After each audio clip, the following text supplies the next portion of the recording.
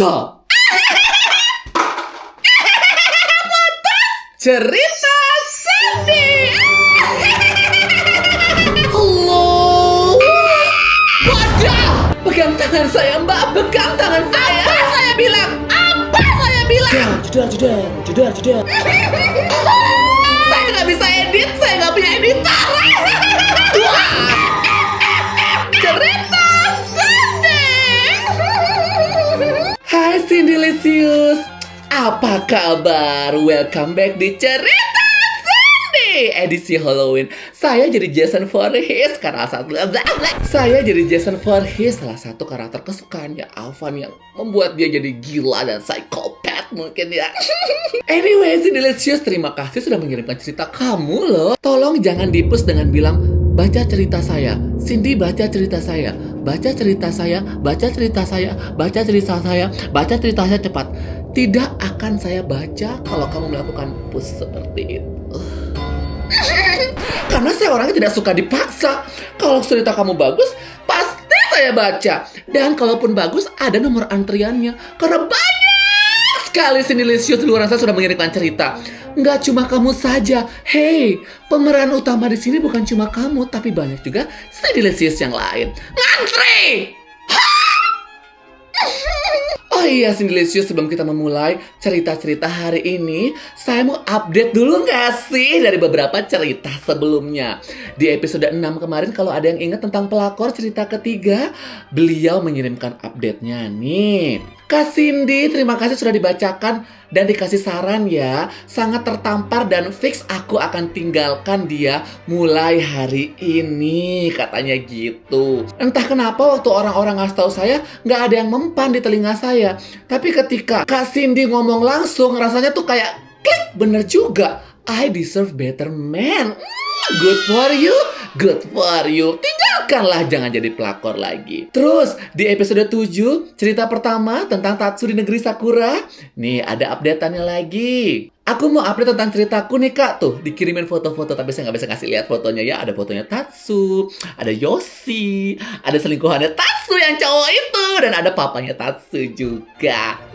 Sekarang kata dia, sekarang kakaknya Tatsu lagi ngedeketin aku. Katanya dari awal ketemu udah suka. Tapi ya karena dulu aku pacar adiknya, jadi dia gak berani ngobrol. Terus sekarang pas udah putus, dia deketin aku. Lucu kali ya kalau aku jadi kakak iparnya Tatsu. Saya suka nih Cindylicious yang cegil-cegil begini. Udah sih sana. Jadi kan kamu bisa pantau perkembangannya Tatsu sama cowoknya itu. Ya sudah, langsung aja gak sih kita bacakan cerita pertama. Hai Kak Cindy, semoga kayaknya ribet ya bawa-bawa ginian. Kamu situ dulu. Hai Kak Cindy, semoga dibaca ya ceritaku ini. Ini bisa dijadikan pelajaran buat teman-teman, khususnya cewek Cindylicious, biar lebih berhati-hati sama cowok yang dikenal di sosial media. Tentunya Cindylicious di sini tuh gak cuma cewek ya. Kita sisterhood dan juga brotherhood. Karena banyak juga Cindylicious yang cowok di luar sana. Gak apa-apa kok nonton cowok berambut panjang membacakan cerita di YouTube. It's okay Cindylicious cowok. Kita tetap brotherhood. Kita tetap laki ya. Tetap laki ya.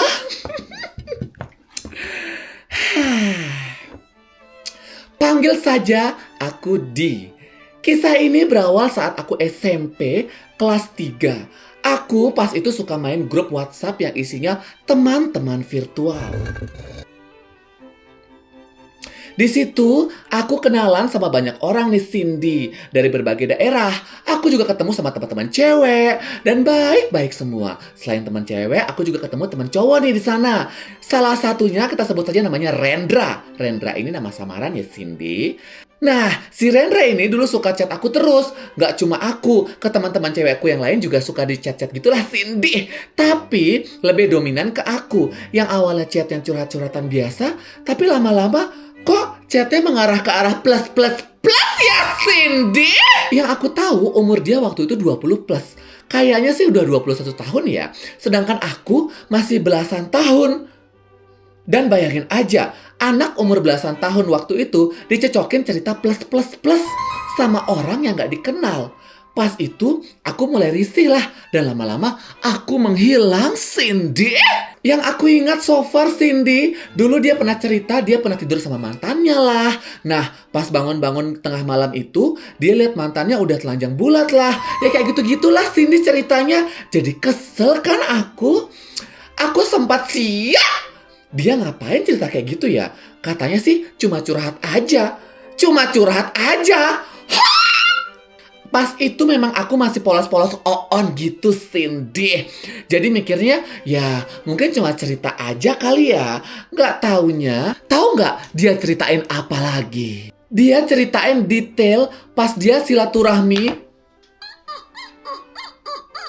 sama mantannya ke gua. Anak umur belasan tahun, Cindy. Sakit Demi Tuhan, Kak, pas itu aku pengen cuma temenan aja. Gak taunya malah ketemu predator seksual seperti ini. Aku pas itu beneran takut.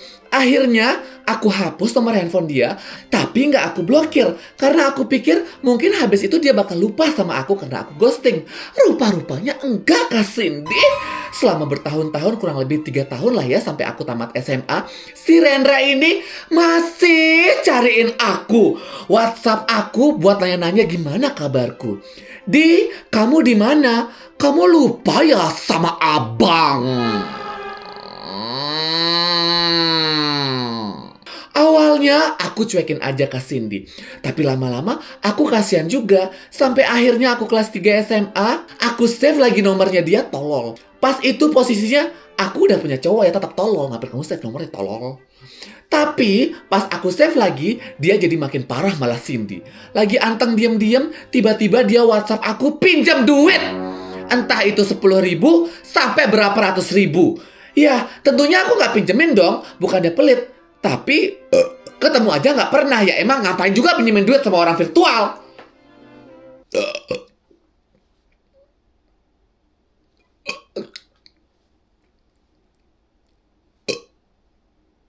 Udah? Udah? Terima kasih. Lanjut. Nah, dia itu WhatsApp gak cuma sekali 2 kali. Tapi ada kayaknya sampai 5-6 kali gitu, Cindy. Tapi aku jarang balesnya. Sampai akhirnya dia tiba-tiba chat begini. Di, abang mau curhat boleh nggak? Kok tumben? Biasanya chat buat pinjam saldo. Terus ku bales. Curhat apa, bang? Dia jawab, kalau menurut kamu, cowok kamu belum sunat, kamu bakal gimana? Damn, rada-rada siok ya Cindy. Maksudnya apa nih? Untung pas itu aku udah dibilang masuk usia dewasa ya Cindy. Jadi bisa berpikir lebih jernih daripada pas SMP dulu. Kutanya, emang siapa yang sunat? Pertanyaanmu aneh. Langsung blokir aja, emang on kamu. Akhirnya dia cerita kalau dia belum sunat. Dan dia takut kasih tahu ke ceweknya. Katanya sih, dulu pas bocil dia takut disunat gitu. Akhirnya sampai gede gak mau disunat. Itu much information, sumpah. Terus aku tanya, emang umur abang sekarang berapa? Dia bilang 21 tahun. Terus aku syok dong. Loh, dulu pas aku SMP, bukannya umur abang Rendra 21 tahun ya? Sekarang bukannya harusnya 25 plus deh. Dia menyangkal dengan bilang, hah? Tua banget abang, Di. Abang masih muda kali. Ih, ini penjahat predator seksual online gitu gak sih, Delicious? Ih, kamu kenalan di mana sih sama yang begini-begini? Bahaya tahu, ini bahaya. Kita baca lagi. Bodohnya, aku tetap ngasih saran ke dia, Cindy. Dan setelah itu dia curhat lagi. Katanya kalau mama si ceweknya nggak setuju sama dia karena dia belum disunat, Cindy. Padahal ceweknya udah tergila-gila sama dia. Akhirnya ceweknya dia bilang, udah hamilin aku aja. Gila kan, Kak, ceritanya dia? Aku juga siap dengar ceritanya. Aku bilang, kasihan sebenarnya. Ini kamu ngapain meladenin dia sih? Hah? Kamu ngapain meladenin si Rendra-Rendra ini? Saya malas bacanya loh. Kamu kenapa tetap udah tahu dia aneh. Kamu ladenin chatnya lagi. Ladenin kan kamu kayak nyari masalah ya. Hah? Singkat Singkat cerita, si Rendra cerita kalau dia ngajakin ceweknya malming di rumah si Rendra.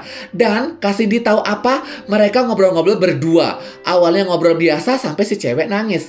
Tapi yang namanya bisikan setan pasti ada kan Kak Cindy. Akhirnya mereka melakukan hal itu. Aku dengar ceritanya pun sampai istighfar Kak Cindy. Kalau kamu sampai istighfar, stop. Emang Cindy-licious ini otaknya kadang-kadang sengklek dan oad dan tolol pada saat yang bersamaan gitu kayak. Udah tahu cowok aneh. Bukan pacar kamu juga. Cuma teman biasa. Malah ditemanin WhatsAppan. Katanya si ceweknya Rendra ini minta dirusakin supaya mereka bisa nikah gitu Cindy. Akhirnya aku maki-maki mereka berdua. Aku bilang hamil tidak menyelesaikan masalah. Setelah semua drama itu Cindy, si Rendra ini bertanya lagi sama aku. Di, menurut kamu kalau anunya Mas dihap sama orang itu bakal hamil gak ya? Ku jawab lah Cindy, ya gak bisa lah toh. Lo kira apaan? Kecuali lo masukin, baru bisa hamil. Itu ada di pelajaran biologi dari SMP. Tapi lebih tolol kamu, kenapa kamu masih jawab? Kamu blok aja gak sih si Rendra ini? Stres aku nanggepin cerita si Rendra, apalagi kami-kami ini. Tapi ya Kak, dia akhirnya beraniin sunat. Bodoh amat!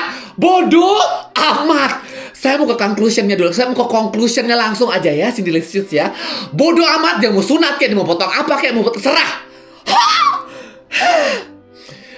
Masih aja kamu ceritain si Rendra ya. Ya udah, akhirnya dia sunat, masalahnya selesai. Akhirnya kita asing lagi Cindy, bagus. Toh nggak ada masalah, ya udah bagus, sudah sampai situ aja. Tapi dia masih suka balas-balas status WhatsApp aku Cindy. Apalagi pas aku post fotoku. Pernah suatu ketika dia ngebalas status WhatsApp aku tulisannya gini, sini Di, bantuin abang beresin rumah.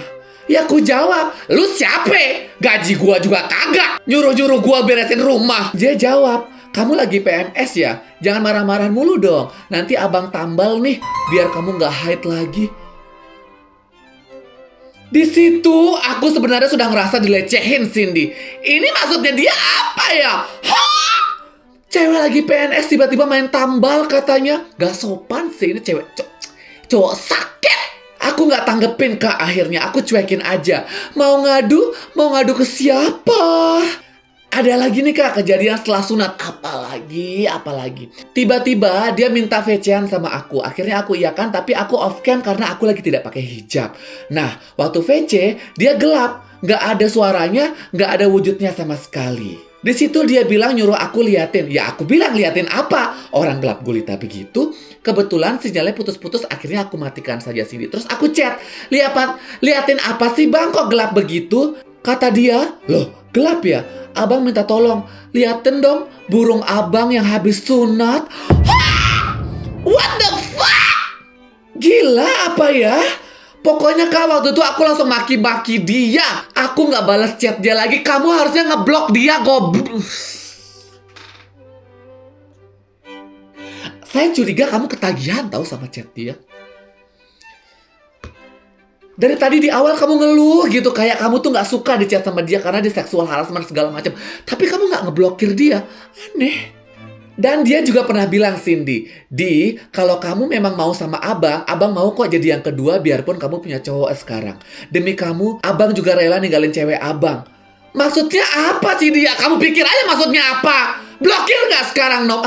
Dia sering banget playing victim dan membuat cewek-cewek itu bersimpati dan baper, Cindy. Akhirnya aku beranikan cerita ke cowokku, Cindy. Aku cerita semuanya kecuali bagian VC, soalnya aku malu di situ. Di situ akhirnya cowokku maki-maki si Rendra dan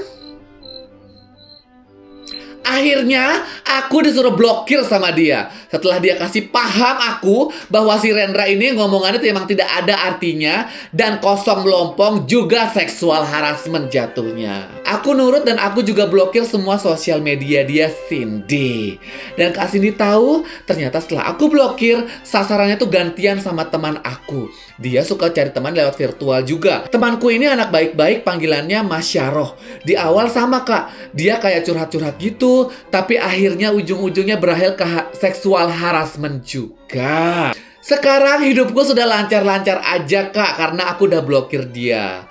Tapi aku kemarin sempat download aplikasi chat yang buat nonton film kartun dan drakor Cina gitulah pokoknya. Tiba-tiba di situ ada pesan masuk dari Rendra, Cindy. Dia manggil-manggil aku di aplikasi itu, Cindy.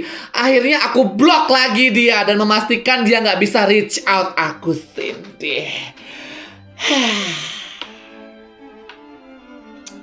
Ini kayaknya diteror gitu ya, Cindy Licious. Diteror sama penjahat-penjahat seksual berkedok masih muda. Bisa jadi dia om-om gendut atau apalah gitu yang bau gitu kan, Cindy Licious. Segitu dulu ya kak cerita aku. Maaf agak panjang dan belibet. Panjang dan belibet cerita kamu. Pokoknya buat semua yang baca dan mendengarkan semoga selalu ditilung. Pokoknya, buat semua yang baca dan yang mendengarkan, Cindy Licious selalu dilindungi Tuhan Yang Maha Kuasa dimanapun berada dan dijauhkan dari cowok-cowok predator seksual seperti ini. Khususnya untuk perempuan, pesan moralnya dari dia langsung, hati-hati jika memilih teman. Sukses selalu buat Kak Cindy Cantika Putri. God bless you. Lanjut cerita kedua. Hai Kak Cindy, aku punya cerita tentang tetangga yang aneh. Apa ini? Bermula ada pasangan baru nih, pindah ke kompleks rumah aku. Mereka bangun rumah tepat di seberang rumah aku, Cindy. Tiap hari berisik banget dengar suara tukang. Mana debunya terbang-terbang, sampai jemuran aku kotor semua, Cindy. Aku udah protes ke RT, Cindy. Tapi katanya aku disuruh permakluman.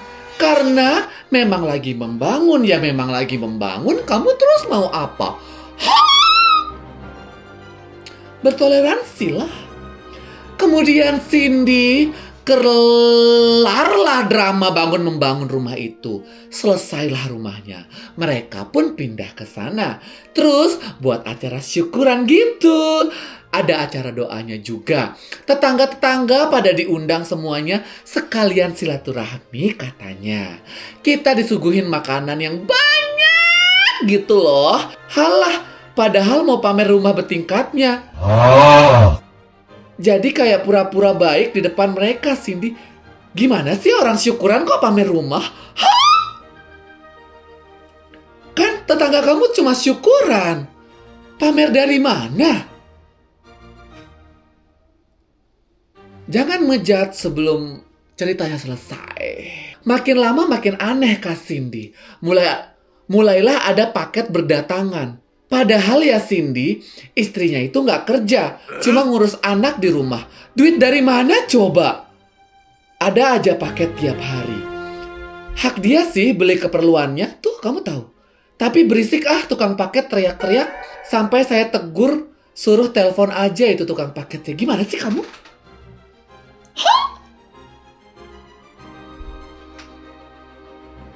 Saking sombongnya, istri ini sempat saya tanya. Saking sombongnya, istrinya sempat tanya saya, Cindy. Beliau nanya ada kenalan nggak untuk jadi ART di rumahnya. Iyuh, saya aja yang ibu-ibu ngurus apa-apa sendiri. Nggak ada tuh pakai pembantu. Istilahnya kayak sombong gitu nggak sih kalau suaminya banyak uang? Kesel nggak sih, Cindy? Enggak sih. Kamu kenapa sih, Licious? Iri ya? Kamu kenapa? Sini cerita. Kalau orang banyak rejeki, kita itu nggak boleh iri. Hei, tenangkan diri lo ya. Hei, tenangkan diri kamu ya. Jangan iri, jangan iri. Jangan iri, babi. Jangan iri. Ini kamu kesannya iri tahu? Yang paling gong, Cindy, ini pasangan baru kayaknya pakai susuk dan ajian-ajian supaya disukai orang. Sampai semua tetangga suka sama mereka. Padahal saya tahu aslinya mereka sombong.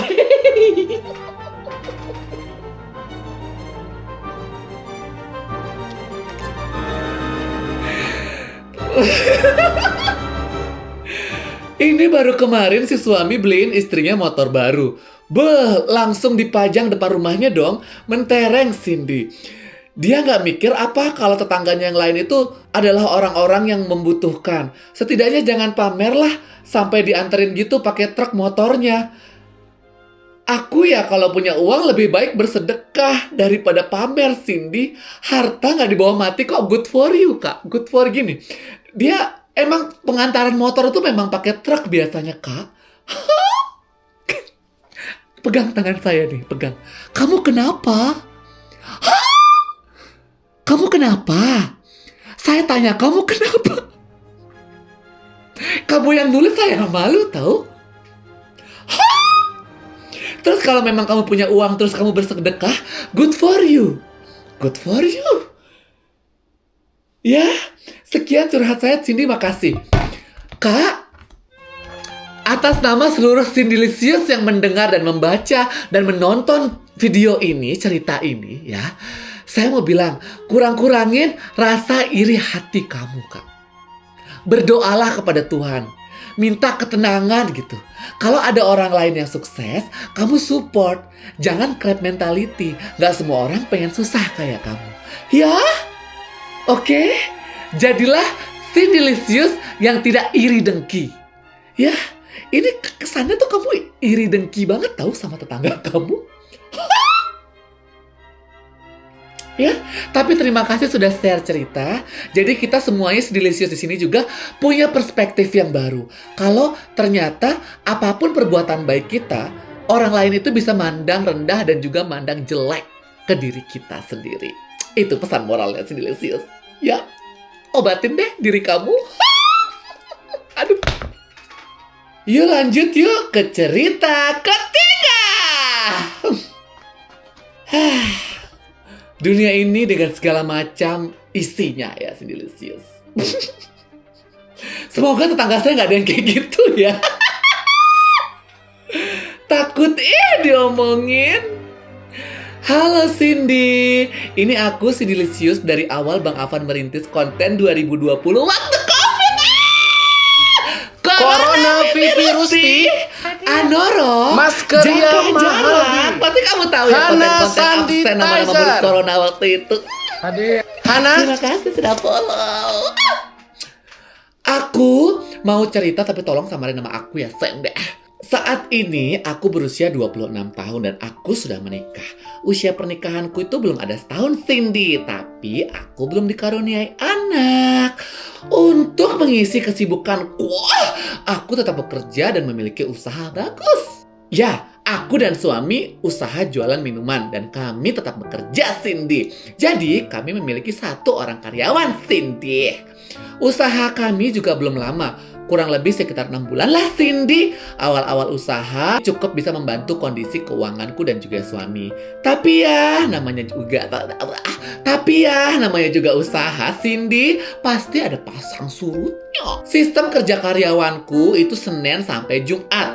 Lalu Sabtu Minggu aku dan suamiku yang in charge. Karena usahaku tergolong UMKM dan untuk menekan HPP sewaktu libur kerja, maka kami yang jaga. Aku dan suami kerja sama-sama punya benefit Sabtu Minggu libur. Awalnya aku sebelum punya usaha mencoba mencari freelance gitu atau sampingan yang bisa buat aku kerja part time itulah, Cindy, di hari libur. Tapi ternyata nggak ada. Entah tidak ada atau emang aku belum dapat. Tidak lama dari situ, aku dan suami memang ada niatan punya usaha kecil-kecilan. Kemudian adalah seorang yang mengiklankan barang dagangan dia, mulai dari gerobak, mesin peres untuk dijual. Lalu aku dan suamiku tertarik untuk membeli set perlengkapan jual tersebut. Dan jadilah kami usaha yang sekarang. Ini kemana nih larinya ini? Saya penasaran. Tapi Cindy...